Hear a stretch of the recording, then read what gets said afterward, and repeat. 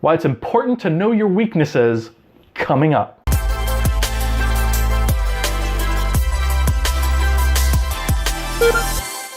Hey everybody, it's Travis Vroman. For those of you who are new here, I upload daily videos with tips, tricks, and industry advice for game developers. So if this sounds like something that interests you, consider subscribing. So today I want to talk about why it's important to know your weaknesses. Knowing your weaknesses can have a monumental impact on your career. So the reason for that can vary depending on whether you plan on being a solo developer or whether you plan on working with a team of people. As a solo developer, you need to be a jack of all trades. You need to understand design, programming, technical design, which sort of is the liaison between the two. Things like character rigging and animation, for example. Or it can be knowing how the asset pipeline of the target game engine you're using works so that you can optimize your assets before they go into the engine. And you don't necessarily need to be an expert at any one of those things in order to be successful.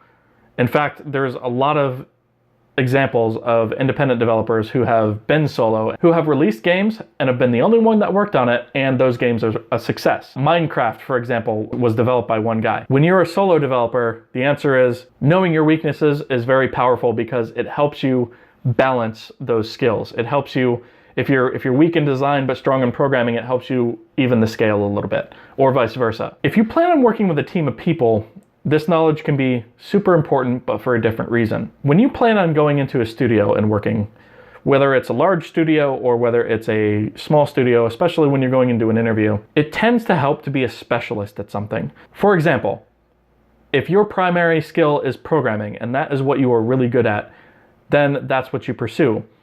You wouldn't go into a game studio applying for a design position if programming is your strong suit, right? And the other aspect of this, especially when you're interviewing at large companies, is one of the things I always look for is for people to tell me what they're not so good at. It's a question that comes up in almost every interview you'll ever have. Most interviewers aren't looking to necessarily beat you up about it, right? Most interviewers ask this question to see if you're going to BS them or not. It's very easy to tell from that side of the table whether or not somebody's trying to pull the wool over your eyes. Having an understanding of what you're not good at falls right in line with knowing what you don't know.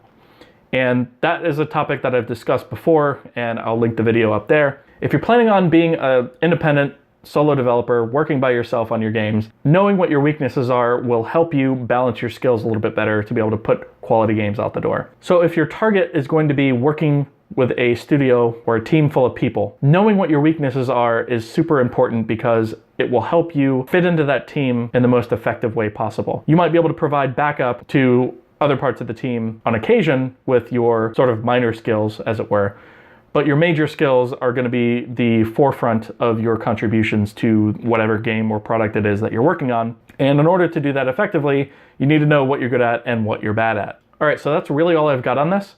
Let me know in the comments below what you guys think about this. I would love to hear back from you. Thank you guys so much for watching. If you haven't already, consider subscribing, and I will see you guys tomorrow.